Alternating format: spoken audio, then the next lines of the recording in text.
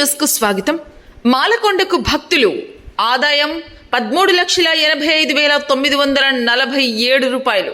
వలేటివారిపాలెం మండల పరిధిలోని మాలకొండ పుణ్యక్షేత్రంలో శ్రీ మాల్యాద్రి లక్ష్మీ నరసింహస్వామిని దర్శించుకునేందుకు రాష్ట్ర నలుమూలల నుంచి వేలాది మంది భక్తులు తరలివచ్చారు.